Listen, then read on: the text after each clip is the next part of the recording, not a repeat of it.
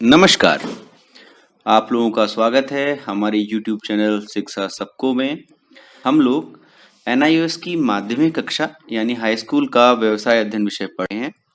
इसके अंतर्गत हमने पाठ्यक्रम 3 के में जो सेवा क्षेत्र जिसका शीर्षक है, उसके अंतर्गत पाठ 11 यानी बाह्य श्रोतीकरण जो है उसका पहला भाग हमने पिछले वीडियो में पढ़ा था। आज हम इसका दूसरा और अंतिम भाग पढ़ेंगे। तो इसको प्रारंभ करने से पहले आप लोगों से फिर एक बार अनुरोध है कि आप हमारे इस चैनल को और इस वीडियो को अपने ऐसे दोस्तों के साथ, ऐसे परिचितों के साथ शेयर करें जो कि किसी भी हिंदी माध्यम के बोर्ड से पढ़ाई कर रहे हो। तो आइए प्रारंभ करते हैं। तो बाह्य श्रोतीकरण के अंतर्गत हम लोगों ने पिछले जो वीडियो था उसमें क्या क्या पढ़ा। हमने पढ़ा कि व्यावसायिक जो प्रक्रिया होती है, जो व्यापार किया जाता है, उसके अंतर्गत बाह्य श्रोतीकरण की जो संकल्पना है वो कैसे होती है, मतलब बाह्य श्रोतीकरण होता क्या है और क्यों किया जाता है। तो हमने पढ़ा कि कोई भी व्यवसाय दो प्रकार से सेवाओं या वस्तुएं हैं उनका उत्पाद कर सकता है, उनका उत्पादन कर सकता है। या तो अपने इन हाउस काम करे, मतलब आंतरिक जो उसकी संरचना है, जो प्रक्रियाएं हैं उनके माध्यम से आंतरिक जो रिसोर्सेज हैं उनका उपयोग करे और खुद ही अपने ही जो फैक्ट्री है उसके अंदर जो भी वस्तुएं या सेवाएं हैं उनका उत्पादन करे। या फिर उसके पास दूसरा ऑप्शन है कि वो किसी तीसरे पक्ष को एक ठेका दे दे, एक कॉन्ट्रैक्ट कर ले, एक अनुबंध कर ले और वो उसकी जगह उसका काम करे, कुछ शुल्क के ऊपर कुछ पैसा लेकर काम करा सकता है अपना बाहर से। इसके पश्चात हमने पढ़ा कि व्यवसाय जो बाह्य श्रोतीकरण होता है उसके गुण क्या होते हैं, ठीक है, किस किस प्रकार से उसके गुण होते हैं और किस किस प्रकार से वो लाभकारी होता है। इसके पश्चात हमने पढ़ा ज्ञान प्रक्रिया बाह्य श्रोतीकरण। तो जो व्यवसाय प्रक्रिया बाह्य श्रोतीकरण होता है उसकी तुलना में ज्ञान प्रक्रिया बाह्य श्रोतीकरण एक स्टेप ऊपर होता है, एक कदम ऊपर होता है। मतलब व्यवसाय प्रक्रिया बाह्य श्रोतीकरण में कुछ ऐसे कामों को दिया जाता है जिनका कि महत्व थोड़ा सा कम होता है, लेकिन जो ज्ञान प्रक्रिया बाह्य श्रोतीकरण होता है उसके अंदर ऐसे काम दिए जाते हैं जिनका कि महत्व ज्यादा होता है और जिनके अंदर की विशेषज्ञता की आवश्यकता पड़ती है, ठीक है। तो हमने फिर जाना था कि ये क्या होता है, ये मूल्य श्रृंखला के अंतर्गत एक काफी ऊपर का, मतलब वर्टिकली अपवर्ड एक जंप है, ठीक है। मतलब आप एक स्टेप ऊपर चढ़ गए।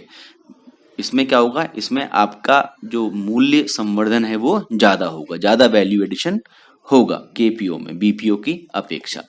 फिर मैंने इसमें आपको मूल्य श्रृंखला के बारे में बताया था, ठीक है, कैसे जो उत्पाद या वस्तु या सेवा का जो उत्पाद होता है उसके हर एक जो गतिविधि है उसके अंदर कैसे कुछ ना कुछ मूल्य जुड़ता चला जाता है, ठीक है। तो इस प्रकार से एक मूल्य श्रृंखला किसी वस्तु या सेवा के लिए तैयार होती है, उसको मूल्य श्रृंखला बोलते हैं। जो हम ज्ञान प्रक्रिया बाह्य श्रोतीकरण पढ़ रहे थे उसी को हम थोड़ा सा आगे बढ़ाते हैं। तो उसके अंतर्गत जो परंपरागत बीपीओ होता है, जिसको कि आप बिजनेस प्रोसेस आउटसोर्सिंग या व्यवसाय प्रक्रिया बाह्य श्रोतीकरण बोलते हैं, उसमें प्रक्रिया विशेषज्ञता होती है। मतलब जो आप अगर कोई उत्पादन की का जो पूरा एक ढंग है उसको कई सारी प्रक्रियाओं में बांट देते हैं, तो उसके अंतर्गत जो परंपरागत बीपीओ होता है उसके अंदर केवल प्रक्रिया विशेषज्ञता होती है, जबकि केपीओ में क्या होता है, ज्ञान विशेषज्ञता पर जोर दिया जाता है। इसमें ऐसे काम होते हैं जिसमें ज्यादा ज्ञान की आवश्यकता होती है और किस विशिष्ट ज्ञान की आवश्यकता पड़ती है। तो केपीओ उन ज्ञान सघन व्यवसाय प्रक्रियाओं में संलग्न होता है जिनके लिए विशिष्ट ज्ञान क्षेत्र की विशेषज्ञता की आवश्यकता होती है। अतः प्रक्रिया विशेषज्ञता की बजाय व्यवसाय विशेषज्ञता उपलब्ध कराकर संगठनों को उच्च मूल्य दिए जाते हैं। जैसे मैंने आपको बताया कि मूल्य श्रृंखला में ऊर्ध्वाधोभिमुख, मतलब अपवर्ड एक जंप होता है, अपवर्ड शिफ्ट होता है। अपवर्ड शिफ्ट का मतलब ये है कि जो व्यवसाय प्रक्रिया बाह्य श्रोतीकरण है उसके अंतर्गत जो प्रक्रियाएं हम दूसरे कंपनियों से जो बाहर से हम करवाते हैं उसके अंदर कोई ज्यादा वैल्यू एडिशन नहीं होता है, कोई ज्यादा मूल्य संवर्धन नहीं होता है, बल्कि जो हम नॉलेज प्रोसेस आउटसोर्सिंग के अंतर्गत जो काम करवाते हैं बाहर से, वो काफी बड़ी मात्रा में मूल्य की वृद्धि करती हैं वस्तु या सेवा के अंदर। ठीक है, मतलब ज्यादा महत्वपूर्ण होती हैं, आप एक तरह से समझें तो। अब ये क्या है, जो केपीयू के बारे में एक चीज है कि यह अतिरिक्त मूल्य प्रक्रिया श्रृंखला है। इससे क्या मिलता है, एक एडिशनल वैल्यू मिलती है, अतिरिक्त मूल्य की प्राप्ति होती है, जिससे उन उद्देश्यों की प्राप्ति संभव होती है जो संबंधित क्रिया में संलग्न व्यक्तियों की उच्च कुशलता, विशिष्ट ज्ञान व अनुभव पर निर्भर करते हैं। जो केपीओ सर्विसेज जो लोग देते हैं, उनके अंतर उच्च कुशलता, विशिष्ट ज्ञान और अनुभव की होना आवश्यक होता है। जब इस क्रिया का बाह्य श्रोतीकरण किया जाता है तो एक नई व्यवसायिक क्रिया का जन्म होता है, जिसे सामान्यतः ज्ञान प्रक्रिया बाह्य श्रोतीकरण कहते हैं। तो ऐसे काम जिनमें उच्च कुशलता, विशिष्ट ज्ञान और अनुभव जरूरी होता है, जब इन कामों को हम किसी बाहर वाली कंपनी से या किसी दूसरी पार्टी से कराते हैं तो उसको बोलते हैं ज्ञान प्रक्रिया बाह्य श्रोतीकरण। ठीक है, जैसे कि इसमें क्या क्या काम होते हैं, मूल्यांकन। मूल्यांकन का मतलब होता है किसी चीज की मूल्य निकालना, किसी चीज का वैल्यूएशन करना। ठीक है, एवं निवेश अनुसंधान, मतलब क्या वैल्यू है और किस प्रकार से आपको कहीं पर इन्वेस्टमेंट करना है, निवेश करना है, उसका अगर आपको जरूरत हो उसके अनुसंधान कराने की, तो वो केपीओ में करा सकते हैं आप। मतलब नॉलेज प्रोसेस आउटसोर्सिंग में करा सकते हैं, बाह्य श्रोतीकरण में करा सकते हैं, ज्ञान प्रक्रिया वाले में। ऐसे ही पेटेंट फाइलिंग हो, पेटेंट किसको बोलते हैं, ये मतलब आप कह सकते हैं जैसे आपने कोई नई चीज खोजी, ठीक है ना, तो अब आप चाहते हैं कि उस पर आपका अधिकार रहे, तो उसकी टेक्नोलॉजी कोई दूसरा आदमी ना ले, तो आप उसको पेटेंट फाइल कराना पड़ता है। उसकी मदद के लिए आप किसी को हायर कर सकते हैं, किसी केपीओ को हायर कर सकते हैं जो कि आपकी तरफ से पेटेंट की फाइलिंग करेगा आपकी वस्तु या सेवा के लिए। ऐसे ही कानूनी एवं बीमा आदि सेवाओं में भी केपीओ संलग्न होता है। तो केपीओ को अगर सामान्य रूप से व्याख्या करें तो केपीओ क्या होता है, ज्ञान केंद्रित व्यावसायिक प्रक्रियाओं का अपतट। अपतट आपको याद होगा, ऑफशोरिंग मतलब दूसरी जगह से कराना, जिसके लिए विशिष्ट ज्ञान क्षेत्र में रुचि रखने वाली विशेषज्ञता की आवश्यकता होती है। ठीक है, साथ में ज्ञान प्रक्रिया बाह्य श्रोतीकरण में अधिक कठिन कार्य संलग्न होते हैं और इसके लिए उच्चतर स्तर की डिग्री और प्रमाण पत्र की आवश्यकता होती है। ये आप अभी तक समझ चुके होंगे, क्योंकि विशिष्ट ज्ञान तभी मिलेगा जब आपने कोई बहुत बड़ी पढ़ाई कर रखी होगी, जो विशिष्टता कहीं से ले रखी होगी। केपीओ के उदाहरणों में अभी हमने देखा था पेटेंट फाइलिंग वगैरह, उसके अलावा लेखांकन, अकाउंटिंग मतलब बाजार एवं कानूनी अनुसंधान, ये भी एक अनुसंधान वाला काम था, उसमें हमने दूसरा अनुसंधान देखा था, ये भी एक अलग टाइप का अनुसंधान है। बाजार अनुसंधान मतलब किस प्रकार से बाजार में उपभोक्ताओं की मांग चेंज हो रही है, किस प्रकार की चीजें उन्हें पसंद आ रही हैं, वो बाजार अनुसंधान का चीजें हैं। या किस प्रकार से कंपटीशन बढ़ रहा है, वो भी बाजार अनुसंधान का विषय है। ऐसे ही वेब डिजाइन, आपको अपनी कंपनी की वेबसाइट डिजाइन करवानी है, अपने प्रोडक्ट की वेबसाइट डिजाइन करवानी है, विषय वस्तु नव निर्माण, ये सब चीजें आप केपीओ से करवा सकते हैं। अब है ज्ञान प्रक्रिया बाह्य श्रोतीकरण के लाभ। केपीओ के क्या क्या लाभ होते हैं। पहला लाभ है पुनः अभियंत्रण लाभों में वृद्धि, उच्च श्रेणी की सामर्थ्य तक पहुंच, रोकड़ प्रविष्टन, संसाधनों का अनुकूलतम उपयोग, कठिन समस्याओं का समाधान, मुख्य व्यवसाय पर ध्यान, वित्तीय संसाधनों का सर्वोत्तम उपयोग, लागत में कमी और न्यूनतम जोखिम। तो एक एक करके आइए हम इन सबको देखते हैं। सबसे पहला है पुनः अभियंत्रण लाभों में वृद्धि। तो पुनः अभियंत्रण क्या होता है?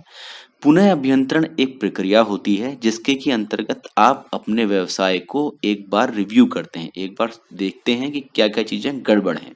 तो जहां जो प्रोसेस आपको गड़बड़ लगती है आप उसके अंदर सुधार की कोशिश करते हैं। तो अब क्या होगा, पुनः अभियंत्रण आपने किया, पुनः अभियंत्रण की प्रक्रिया करी, आपको कुछ कमियां दिखाई दी, आपको कुछ ऐसी चीजें दिखाई दी जो कि कम महत्व की हैं और आप उसको बना रहे हैं तो उसमें ज्यादा लागत लग रही है। तो आप क्या कर सकते हैं, आप उनको उनके निष्पादन के लिए, ठीक है ना, आप उसको बाह्य श्रोतीकरण कर सकते हैं, आप उसको बाहर किसी आदमी को दे सकते हैं उस काम को। ठीक है, तो पुनः अभियंत्रण का उद्देश्य होता है निष्पादन के महत्वपूर्ण मापकों जैसे लागत, सेवा, किस्म तथा गति में अत्यधिक सुधार करना। ठीक है ना, पूरी प्रोसेस को एक बार देखना और उसके हिसाब से इन चीजों में जैसे लागत, सेवा, किस्म और गति आदि में सुधार लाना। तो इसमें क्या होता है, कम महत्व वाले क्रियाकलाप छांट लिए जाते हैं और उनको सक्षम प्रदाता मतलब जो ये सेवाएं देते हैं केपीओ की, उनको बाह्य स्रोत करके एक संगठन बाह्य स्रोतीकरण के लाभ के रूप में पुनः अभियंत्रण के लाभ प्राप्त कर सकता है और अपनी लागत कम कर सकता है, सेवा बढ़ा सकता है, अन्य प्रकार की किस्म के उत्पाद तैयार कर सकता है और तेज गति से काम कर सकता है। ठीक है।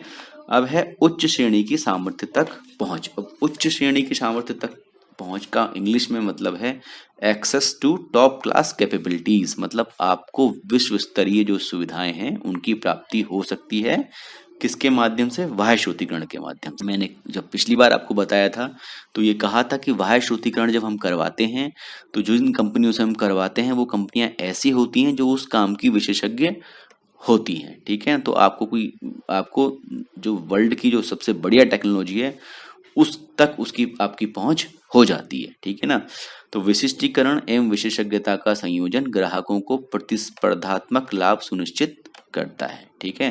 तथा तकनीकी क्रय व प्रशिक्षण लागतों से बचाता है। मतलब आपको तकनीकी कुछ खरीदने की जरूरत नहीं है, कोई प्रशिक्षण करवाने की अपने लोगों को जरूरत नहीं है, क्योंकि वो काम आपने किसी बाहर वाले को दे रखा है जो कि ऑलरेडी उसके अंदर निवेश कर रहा है और नई से नई टेक्नोलॉजी आपको उपलब्ध करा रहा है। उसका काम आपको वो काम करके दे रहा है जो कि आप खुद करना चाहते कर सकते थे। ठीक है ना। तो वो लेकिन आप उतनी कुशलता से नहीं कर पाते क्योंकि उसका काम ही केवल वो है, वो सभी लोगों के लिए वो काम कर रहा है, आपके अलावा कई और कंपनियों के लिए भी वो काम करता है। ठीक है। अगला है रोकड़ प्रविष्टन। रोकड़ प्रविष्टन का मतलब है कैश इन्फ्यूजन। कैश को बोलते हैं रोकड़। ठीक है ना। प्रविष्टन को बोलते हैं इन्फ्यूजन, मतलब डालना। तो कैश कैसे डालता है, मतलब रोकड़ कैसे प्राप्त होता है? तो होता यह है कि जो काम होते हैं, जो ऑपरेशन करने होते हैं प्रदाता को, जो इसको आप काम दे रहे हैं, बाह्य स्रोत कर रहे हैं, कई बार वो कई चीजें आपसे ही ले लेता है, खरीद लेता है। जैसे कुछ मूल्यवान उपकरण हो गए, वाहन सुविधाएं, लाइसेंस, सेवा, ये सब आप क्या कर सकते हैं, प्रदाता को बेच देते हैं और वो आपका काम करता है। तो सेवा प्रदाता इन संपत्तियों का उपयोग सेवार्थी को सेवाएं वापस देने में करता है। तो संपत्तियों की बिक्री से आपको क्या प्राप्त होगा? महत्वपूर्ण रोकड़ भुगतान जो संपत्ति के मूल्य पर निर्भर है वो आपको प्राप्त होगा और आप उस भुगतान को कहीं अपने और किसी महत्वपूर्ण क्रिया में लगा सकते हैं। ठीक है। अगला है संसाधनों का अनुकूलतम उपयोग। तो प्रत्येक संगठन के पास सीमित संसाधन उपलब्ध होते हैं, ये आपको पता है। बाह्य स्रोतीकरण एक संगठन को अवसर देता है कि वह अपने संसाधनों, अधिकांशतः मानवीय संसाधनों को कम महत्व वाली क्रियाओं से उन क्रियाओं की ओर पुनर्निर्देशित करे जिनसे ग्राहकों की मुख्य आवश्यकताओं को पूरा किया जा सके। अब मैं आपको एक छोटा सा उदाहरण देता हूँ। अधिकतर जो मोबाइल कंपनियां हैं, जैसे शाओमी हो गई, ओप्पो हो गई, एप्पल हो गई, सैमसंग हो गई, ये सब की सब आपको जान के आश्चर्य होगा, इनमें से बहुत कम कंपनियां ऐसी हैं जो कि खुद जो मोबाइल है उसको बनाती हैं। ये सारी की सारी जो मैन्युफैक्चरिंग है, जो बनाने का काम है, ये आउटसोर्स करती हैं, ये दूसरी कंपनियों से बनवाती हैं। ठीक है ना। और वो कंपनियां ऐसी होती हैं, वो कई सारी कंपनियों के लिए मोबाइल बना रही होती हैं। ठीक है। तो उनको उसका विशेषज्ञता होती है और ये सारी मोबाइल कंपनियां क्या करती हैं, अपने मोबाइल खुद नहीं बनाती हैं, उस कंपनी से बनवाती हैं और अपना जो जो मानवीय संसाधन है उनको कहाँ यूज करती हैं, उनको यूज करती हैं सॉफ्टवेयर बनाने में, नए मोबाइल डिजाइन करने में। ठीक है ना। डिजाइन ये करेंगे लेकिन जो मास प्रोडक्शन होगा, जो बहुत बड़ी मात्रा में प्रोडक्शन होगा, वो कहाँ करवाएंगे? बाहर करवाएंगे किसी थर्ड पार्टी से। ठीक है। मुझे लगता है आप समझे होंगे। इसके पश्चात है कठिन समस्याओं का समाधान। तो कठिन समस्याओं का समाधान में क्या है?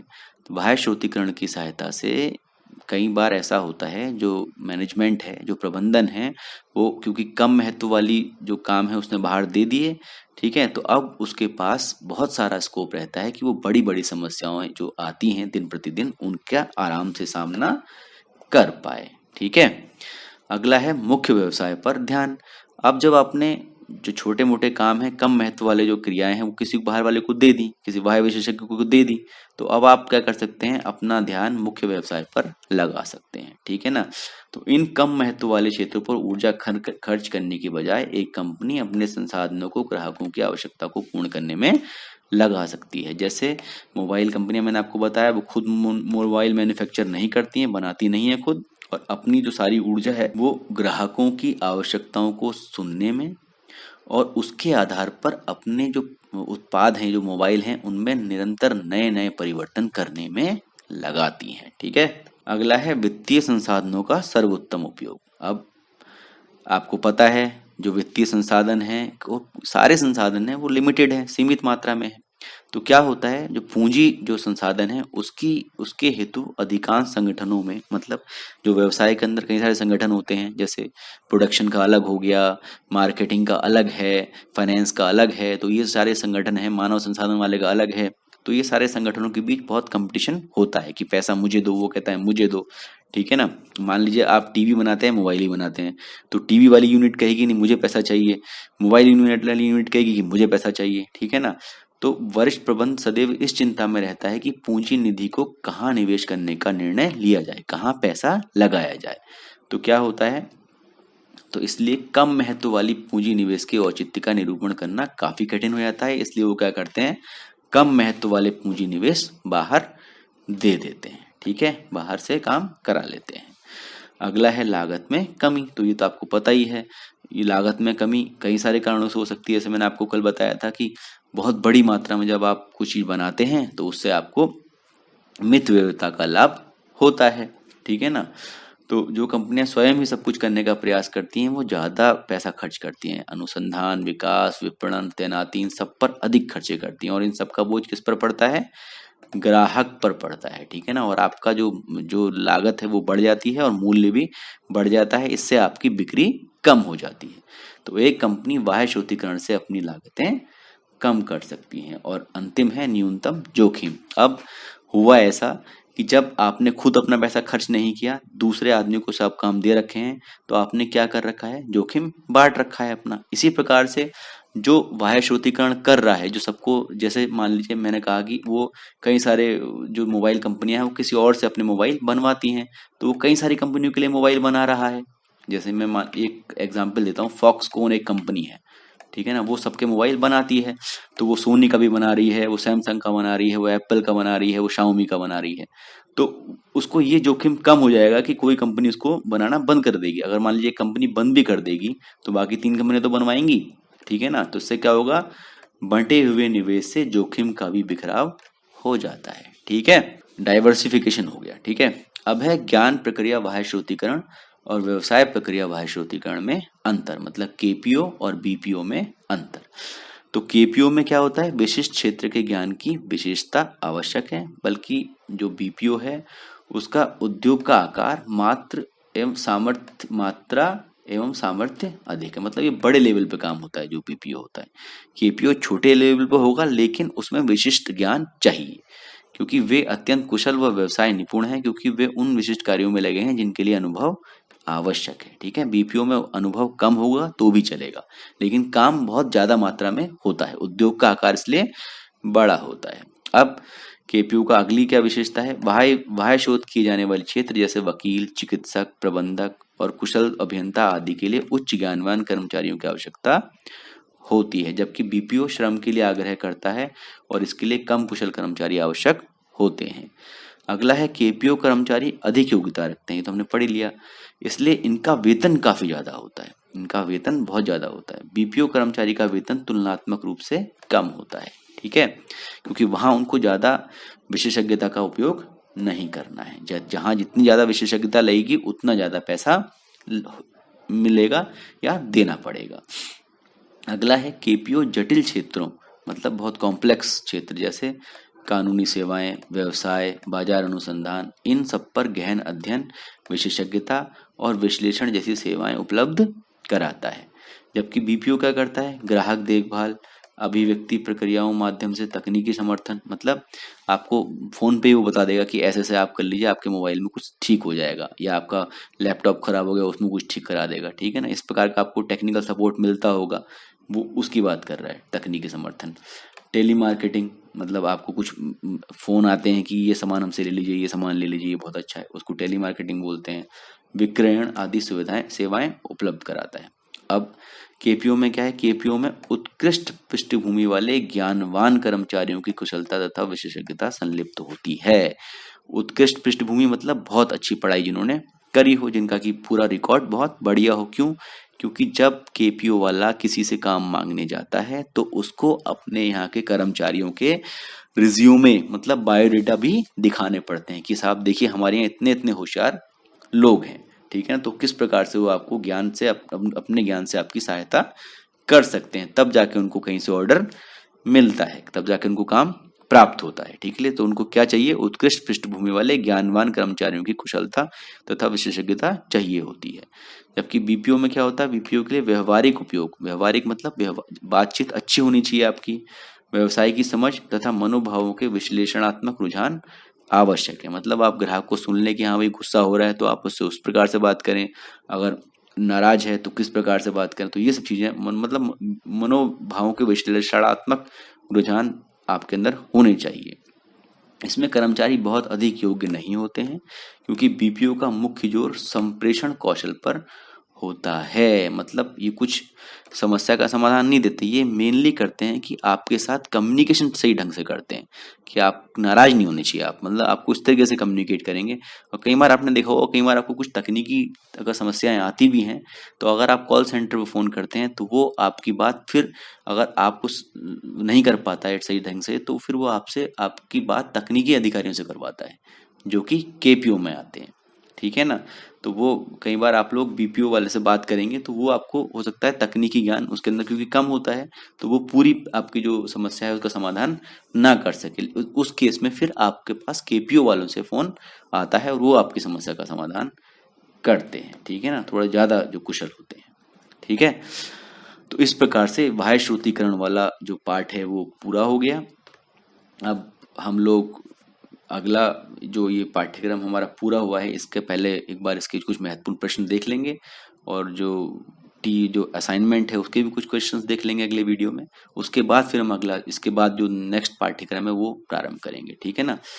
तो तब तक के लिए धन्यवाद। और फिर आपसे एक बार अनुरोध है कि आप लोग हिंदी माध्यम से जो आपके मित्र या परिचित पढ़ रहे हों, उनके साथ जरूर हमारे वीडियोस और हमारे इस चैनल को शेयर कीजिए, ताकि हमारी इस पहल का लाभ अधिक से अधिक लोग उठा सकें। धन्यवाद।